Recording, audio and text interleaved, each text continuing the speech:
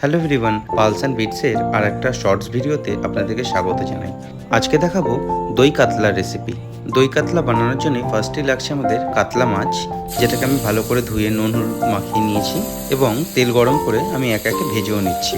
মাছগুলোকে এপিট ওপিট ভালো করে ভেজে নেব এবং তারপর তুলে রেখে দেবো।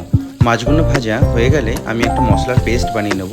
দই, তার মধ্যে জিরে গুঁড়ো, ধনে গুঁড়ো, কাশ্মীরি লঙ্কার গুঁড়ো এবং হলুদ গুঁড়ো দিয়ে ভালো করে একটা স্মুথ পেস্ট বানিয়ে নেব এবং কড়াইতে গরম মশলা এবং শুকনো লঙ্কা ফোড়ন দিয়ে তার মধ্যে আমি পেঁয়াজ, আদা, রসুন বাটাটাকে ভালো করে মিশিয়ে নেব এবং মশলা যখন কাঁচা গন্ধটা কেটে যাবে তার মধ্যে দইতে বানানো পেস্টটা অ্যাড করে দেবো এবং একটু কষিয়ে তার মধ্যে জল ঢেলে দেবো, কারণ দইকে বেশি কষালে দইটা ফেটে যেতে পারে। এবং মাছটাকে অ্যাড করে দেবো এবং ফুটতে দিয়ে দেবো অন্তত 15 থেকে 20 মিনিটের জন্য।